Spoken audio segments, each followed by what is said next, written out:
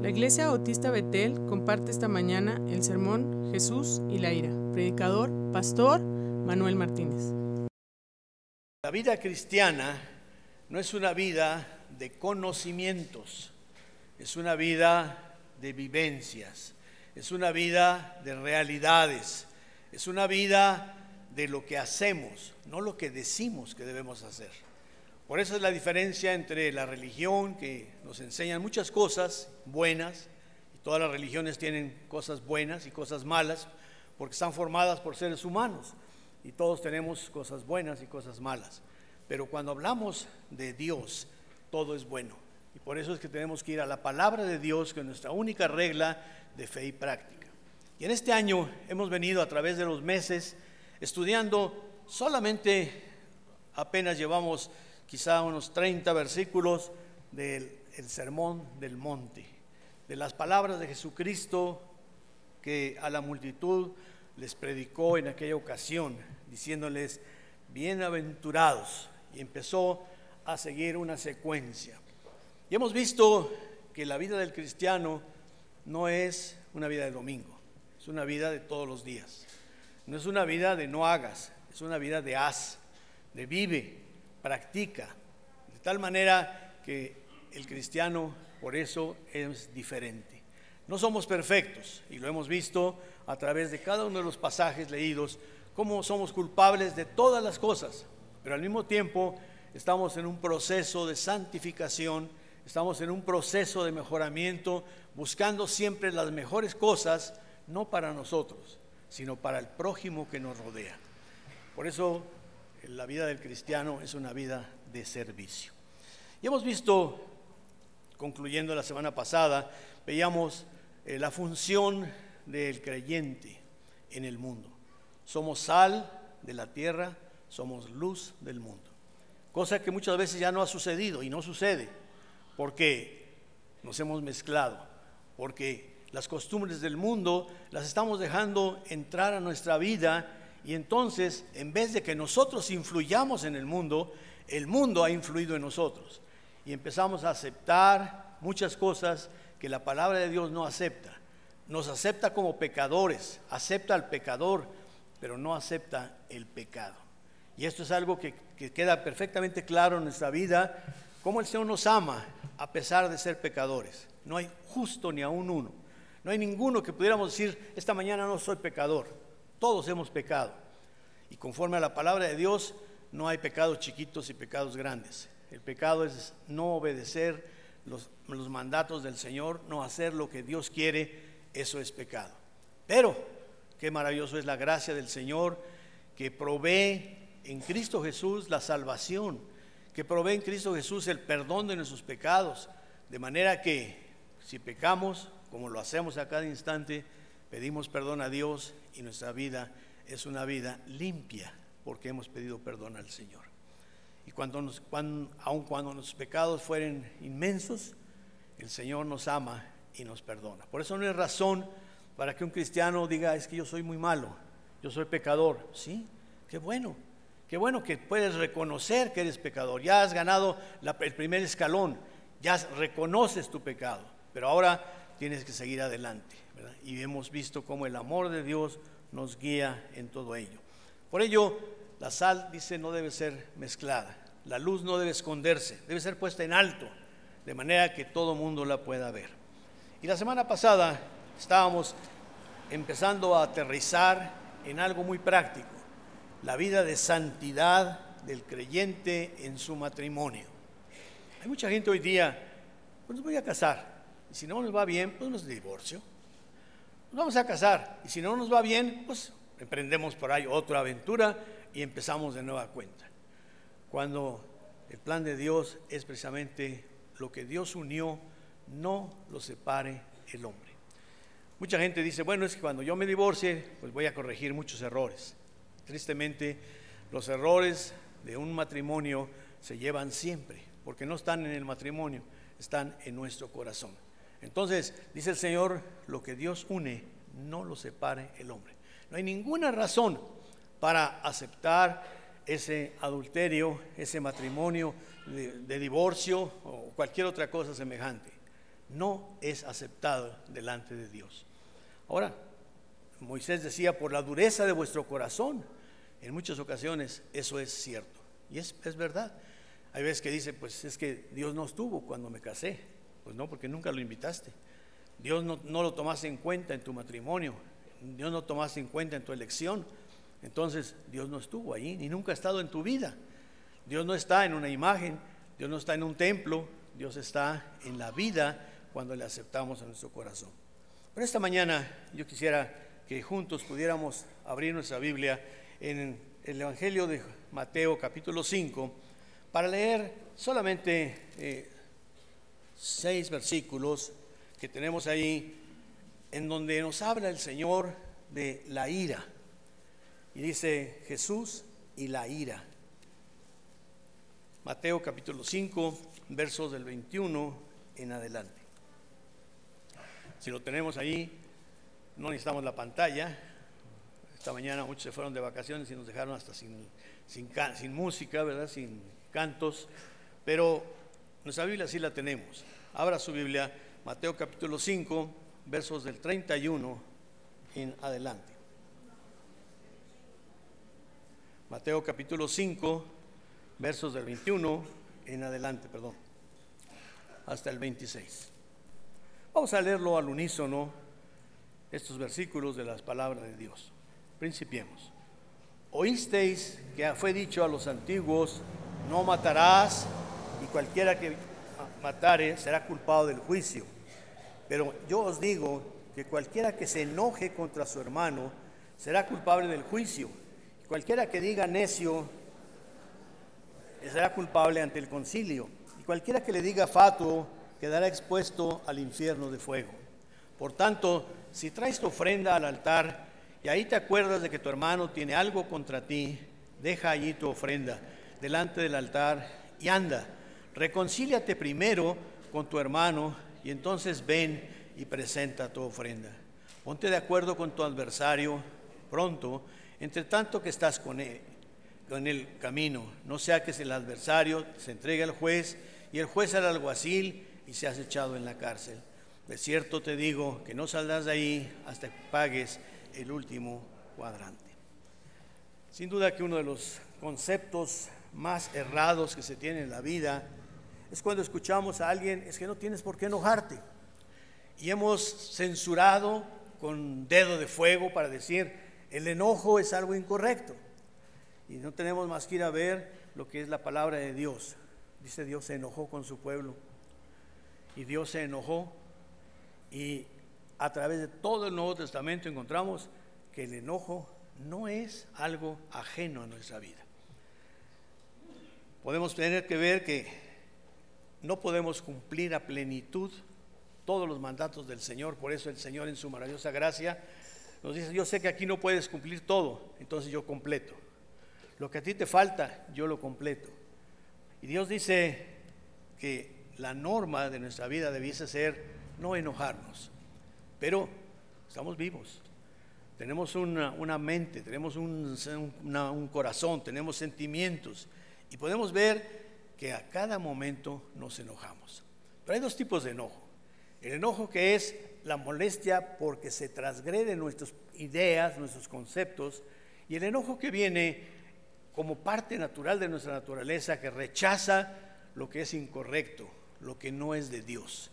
No es lo que a mí me parece que no es, sino lo que no es de Dios. Dice la Escritura, si confesamos nuestros pecados, Él es fiel y justo para perdonarnos. Y nos coloca entonces en esa norma de vida. No tienes por qué vivir todo el tiempo pecando, pero pecas. Y si pecas, abogado tenemos para con el Padre, a Jesucristo. Si dijéramos esta mañana, ¿cuántos de los que están aquí no hemos pecado esta mañana? Pues habría algunas manos que se levantarían para decir, yo no he robado, no he matado, no he hecho algunas otras cosas. Pero ¿qué de nuestras actitudes? ¿Qué de nuestros pensamientos? ¿Qué de aquello íntimo que está en nuestro ser, que Dios conoce, nosotros conocemos y quizás 2 o 3 puedan conocer? Eso es algo que no es correcto. Tenemos que aceptar que si no nos enojamos, pues algo está pasando en nuestra vida. El otro día un hermano me decía, es que yo no me enojo nunca. No se enoja nunca, no. Y además volteé y vi a sus niñitos, pues sí, con razón no se enoja. Parecían changos subidos ahí en el foco, brincando, saltando en los muebles de la oficina. Pero ella no se enojaba, los dejaba hacer lo que quisieran hacer. Y hermano, pues enójese, meta el orden a sus niñitos. Y es adolescente, no, pues es adolescente, que haga lo que quiera, está en la edad. No, hermana, enójese, no va a cambiar por su enojo, pero usted enójese porque no es correcto que se transgredan los principios morales de la Escritura. Enójese, ponga límites. Cristo se enojó. Ustedes recuerdan cuando Cristo llega al templo de Jerusalén y encuentra ahí a los mercaderes que habían hecho del templo lo que hoy mismo se ha hecho de la religión, un mercado, un lugar de especulación, un lugar de negocio, un lugar en donde se vende todo, desde pedacitos de cruz, de la cruz de Cristo, hasta agua del río Jordán, hasta agua bendita, agua de todo, y todo se vende, la salvación misma se vende. Y Cristo llegó allí y se enojó en gran manera. De tal manera dice que sacó un chicote y lanzó fuera del templo a los mercaderes, exclamando: habéis hecho de mi casa de oración una cueva de ladrones, mercaderes. Cristo se enojó. Y qué hermoso es para consolación de nosotros mismos cuando podemos ver que el enojo es lícito, el enojo es correcto en nuestra vida. Antes de su predicación, al llegar a la cruz del Calvario, mucha gente se regresó, mucha gente ya no le siguió porque no encontraron en él lo que esperaban encontrar, y entonces dieron media vuelta y se fueron. El Señor se enojó y dice: mira, estos me seguían por lo que esperaban recibir, pero no porque realmente amaban al Señor. Ante la afirmación de Pedro, el Señor se enojó. Pedro, me vas a negar 3 veces. Se entristeció en gran manera, pero al mismo tiempo hubo en su ser ese enojo. ¿Cómo es posible que me niegues 3 veces? Lo vas a hacer, y antes de que el gallo cante, me negarás 3 veces. Cristo se enojó ante las causas justas, y esa debe ser nuestra razón, el enojarnos al no hacer la voluntad de Dios en todo lo que hacemos. Y ve usted cómo eso no sucede en nuestra vida. Nos enojamos cuando no nos salen las cosas como nosotros queremos, pero no nos enojamos cuando no hacemos lo que Dios quiere que hagamos. Dice la Escritura: no os conforméis a este siglo, sino renovaros de día en día. ¿Quieres no enojarte? Amóldate a la forma de vida donde estás, y entonces no te vas a enojar, porque eres igual a todos, haces lo que todos, vives como todos y vas a tener los resultados de todos. Pero si tú eres fiel a tus principios, te vas a enojar contigo mismo. Es que no estoy siendo lo que debo ser, no estoy haciendo lo que debo hacer, no estoy viviendo como debo vivir, y eso nos debe llevar a enojarnos por lo injusto, por lo falso que muchas veces realizamos. Estamos tan acostumbrados a vivir de la mentira que ya la mentira es parte de nuestra vida. Mentimos para todo, y para poder justificarnos hay mentiritas blancas, mentiritas piadosas, mentiritas de color de rosa, mentiritas de no sé cuántos colores le hemos puesto, pero al fin de cuentas eso se llama mentira, y eso debe molestarnos. No soy veraz, no estoy viviendo como debo hacerlo. ¿Qué es lo que sí es pecado? El enojo es destructivo cuando lo dejamos anidar en nuestro corazón. No debemos decir: yo nunca me enojo. No, enójate, pero no permitas que el enojo anide en tu corazón. Cuando el enojo anida en nuestro corazón, ahí hay pecado, y sencillamente ese pecado viene de altivez, de justicia propia, de tener un más alto concepto del que debes tener, y entonces en tu corazón empieza a haber ese enojo, esa molestia porque no se hacen las cosas como tú quieres, porque no se hacen las cosas como tú piensas, porque sencillamente no gira el mundo alrededor de ti. Y entonces el enojo que en nuestro corazón está, primero está en nuestra mente, luego pasa a nuestro corazón. Principio por una molestia y después anida en nuestro corazón y atenta contra nuestra vida. El enojo crece, hermanos, conforme lo dejamos crecer. Yo conozco hermanos que me dicen: hermano, desde hace 20 años estoy enojado. ¿Por qué? Estoy enojado con mi esposo, con mi hijo, con mi familiar, con mi vecino. Estoy enojado. ¿Y 20 años usted ha aguantado estar enojado? Sí. Y cada vez que lo veo me duele, me molesta más. Pues sí, le seguirá molestando más, porque ese enojo va anidando en su corazón y va carcomiendo, va destruyendo la paz en su vida. Principio por una molestia, después atenta contra nuestra vida y crece conforme lo dejamos crecer. Los psicólogos le dicen: saca todo lo que traes, échalo fuera y entonces te liberarás. Tienen toda la razón, es bíblico. Mientras el enojo se guarda en el corazón, el enojo es un virus, el enojo es un veneno que está destruyendo. Y los demás ni siquiera se han dado cuenta, pero el que está enojado está envenenado y se está envenenando. Y todo lo que sale de su vida sale con un tinte de ese enojo. ¿Por qué? Porque todas las cosas provienen del corazón. El enojo es un veneno que estamos dejando que carcoma nuestro corazón, considerándolo el Señor como algo nefasto para nuestra vida espiritual. A veces decimos: Señor, yo no te pido perdón porque estoy enojado. Yo no te pido perdón, Señor, porque me enojé. Simplemente eso es natural. Y sí es natural, pero cuando el enojo perdura en nosotros, se anida en nosotros, eso sí es lo que es pecado. Y no debemos permitir que ningún enojo, ninguna molestia nos cause esa situación de ir destruyendo nuestra vida espiritual. Sería incongruente, insensato, que dejásemos que una gota de veneno o de cualquier cosa acústica nos pusiéramos en nuestra mano y empezáramos a ver cómo está destruyendo nuestra piel y la dejásemos allí. Y, bueno, sí está bien, está lastimándonos, pero dejémosla allí. Ya hizo un pequeño sangrado, no, déjalo, está bien. No lo hacemos. Inmediatamente que sentimos que está lastimándonos, lo limpiamos, lo quitamos y es lo correcto. Cuando hemos visto que hay en nuestro corazón hay enojo contra alguien, debemos sacarlo de inmediato. ¿Saben que el 90% de los problemas de los matrimonios son por enojos? Enojos que no han sido expresados. Y al no ser expresados, se quedan como minas de esas que en las guerras las entierran y las dejan allí ocultas. Y un día, cuando menos esperan, explota la bomba y deja a alguien inválido por esa bomba que explotó. No debemos dejar que el enojo quede en nuestro corazón. No esperes a que quien está enojado tome la actitud de buscarte. En el pasaje que hemos leído dice que cuando vamos al templo, cuando venimos al templo, si vamos a dar nuestra ofrenda y nos acordamos, fíjense, nos acordamos que alguien está enojado con nosotros.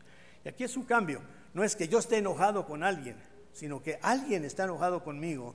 Dice, debemos dejar nuestra ofrenda ahí en el altar y reconciliarnos con nuestro hermano. Y entonces ven y presenta tu ofrenda. La actitud del cristiano es propositiva, no es espero a qué, no, es tomo la iniciativa. Si alguien está molesto conmigo, yo voy y le digo: oye, no vengo a aclarar, quisiera ver qué te he hecho, te pido perdón, quiero que quites ese enojo contra mí. Y entonces cuando las relaciones interfamiliares o las relaciones en la iglesia misma se corrigen. Si yo les preguntara esta mañana, ¿cuántos hermanos están enojados con alguien de la iglesia? Somos 400 y pico de miembros. ¿Cuántos están enojados con algunos de ellos? ¿Ninguno? Qué bueno. Aquí tenemos una iglesia de santos con aureola y ya nada más nos falta los cuernitos, ¿verdad? No, hay muchos que están enojados, sí, hermanos, y podríamos ir con justicia. Fueron defraudados, fueron molestados, fueron heridos en su orgullo, en su amor propio, sí, pero dice el Señor que a pesar de ello no tenemos que guardar ese enojo en nuestro corazón. ¿Cuántos problemas habría solucionados si esa fuese nuestra norma de conducta? Me acuerdo que hay algo o alguien tiene algo contra mí, entonces voy a él y le digo: hermano, yo siento que algo hay, quiero disculparme. Si yo le hice algo, o le dije algo, o le expresé algo, discúlpeme, no quise hacerlo. Inmediatamente el corazón se abre y empieza a fluir lo que existe en el corazón, el amor de Dios. Quisiera concluir solamente con 2 versículos. Allá en Proverbios 14:17 dice: el que fácilmente se enoja hará locuras.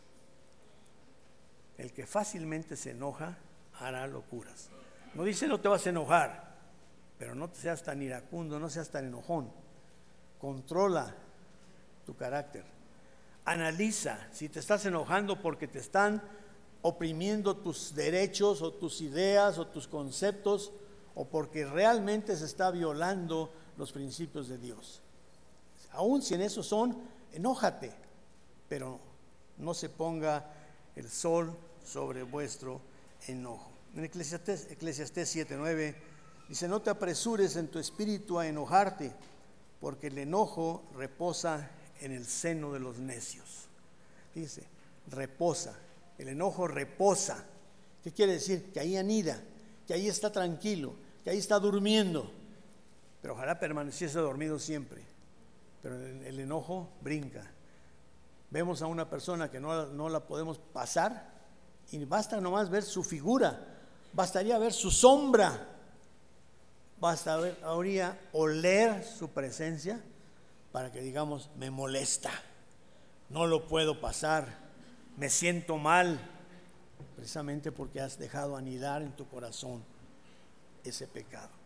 ¿Qué nos dice el Señor en este sermón del monte? Simplemente cuida tu corazón, sobre toda cosa guardada, guarda tu corazón. No permitas que en tu corazón llegue el enojo y se quede allí y anide allí. No te preocupes realmente por enojarte. Ocúpate de no dejar que el enojo anide en tu corazón. Y como decíamos en Efesios 4:26, dice: no se ponga el sol sobre vuestro enojo. Enójate, sí, pero antes de que te acuestes hoy a dormir, pídele perdón a Dios y libérate de ese enojo. Quita ese enojo, bórralo, y ese veneno ya no existirá en tu vida. Otra vez, ¿cuántos enojos guardamos en nuestro corazón? Hace 20 años me dijo, hace 20 años me hizo, hace 20 años sucedió. Pues sí, pero ya hace 20 años, pero no lo puedo perdonar, no la puedo perdonar, no puedo perdonar al hijo, no puedo perdonar a la hija, no puedo perdonar al hermano, a la hermana. Hermano, Dios te perdona todo el tiempo, y Dios, su gracia es perdonadora, y quiere que nosotros aprendamos a sacar de nuestro corazón todo eso sucio que está allí, de manera que podamos realmente vivir en paz. Dice el apóstol Pablo: quítense de vosotros toda amargura, enojo, ira, gritería, maledicencia y toda malicia. Sácalo de tu corazón. Deja que el Señor limpie tu corazón. Muchas veces ni siquiera hay razón para estar enojados.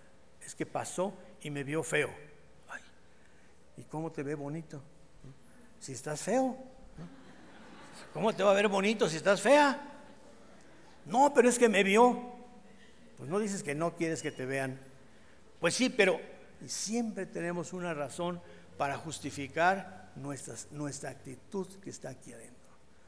Hay veces que nosotros detestamos a una persona y la otra persona come, pero a gusto, duerme como bendito, está feliz de la vida, pero aquí adentro nosotros cada vez que oímos su nombre. Peor si hubiéramos oído al de Satanás, ¿verdad? ¿No? Ay, ay, ay, pero no puedo aguantarme. El problema del otro no es la otra persona, el problema es mi corazón. Quítense todo de vosotros, toda amargura, todo enojo, toda ira, toda gritería, toda maledicencia. Siempre pensamos mal, toda malicia. Y dice, antes ser benignos los unos con los otros, misericordiosos, perdonándonos unos a otros, como también Dios os perdonó a vosotros en Cristo Jesús. ¿Hay enojo en tu corazón contra alguien en la iglesia, hermanos? Simplemente somos tu familia, tus hermanos, hijos de Dios, lavados en la misma sangre de Jesucristo. Por eso todos somos iguales. Por eso Dios nos ha hecho hijos suyos. Y Él no ve ni nuestro color, ni nuestra posición económica, ni nuestra posición cultural, ni nuestra posición educacional. Él ve el corazón de nuestra vida. Saca ese enojo, hermano, hermana, confiésalo al Señor, reconcíliate con tu hermano y verás la bendición que llega a tu corazón. Pero reconcíliate no quiere decir, ve y dile de que se va a morir. Ve y dile que tú tienes la razón y que así deben ser las cosas. No. Ve y dile, perdóname si yo te he ofendido. Oye, pero es que quiero aclarar. No permita la aclaración. Las aclaraciones, hermanos, son del diablo y nunca llegan a nada. Cuando usted se sienta a discutir con el esposo o con el hijo, con la hija o con el hermano en Cristo o con quien sea y aclara las cosas, lo único que hace es pelearse, porque al final de cuentas no llega a nada. Pero cuando llega con esa actitud de que dice la Escritura, ve, busca a tu hermano y dile, si te he ofendido, perdóname. Quiero que me perdones. Está reconociendo una falta, y existe esa falta cuando he dejado anidado en mi corazón ese enojo. Saca tu enojo, reconcíliate con tu hermano y verás la bendición que llega a tu corazón. Una carga será quitada. Y entonces vamos a poder orar al Señor. Cuando usted está orando, a los 3 minutos ya dejó de orar. Cuando usted está leyendo la Biblia, a los 3 minutos ya se durmió. Es muy buen soporífero la Biblia, ¿no? ¿Pero por qué? Pues porque simplemente tu pecado te impide escuchar a Dios. Tu pecado te impide estar en las cosas de Dios. Tu pecado te impide tener paz con Dios. ¿Qué necesitas? Simplemente abrir tu corazón y decirle, Señor, quiero que lo limpies. Quiero que esté yo en paz con todos los que me rodean. ¿Podemos estar en paz con todos? Sí. Aún con los que nos maldicen, con los que nos persiguen, dice la Escritura, bendecid a los que os maldicen. Amad a vuestros enemigos, servirles, y entonces el enojo se cambia por gozo en nuestra vida. Oremos.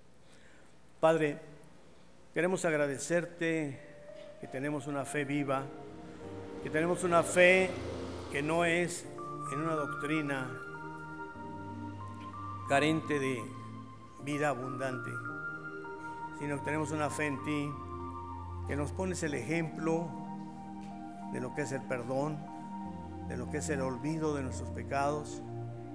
Cuando, Señor, a pesar de las grandes ofensas que nosotros hayamos cometido contra ti y que aún en muchas ocasiones seguimos cometiendo, tú, Señor, nos perdonas y olvidas nuestros pecados y los echas como en el río Cedrón, de tal manera que son llevados con la corriente abajo y olvidados por siempre. Ayúdanos, Señor, a limpiar nuestro corazón, a andar con corazones limpios, andar con corazones perfectos delante de ti, no porque podamos vivir vidas sin pecado, no porque no nos vamos a enojar, sino porque no vamos a permitir que el enojo anide en nuestros corazones, se quede ahí, como dice tu palabra, no llegue la noche, no pase el día sin que hayamos perdonado. Y perdonado es olvidado, perdonado es borrado, como han sido borrados nuestros pecados. Que aprendamos a vivir perdonando como tú nos perdonas a nosotros.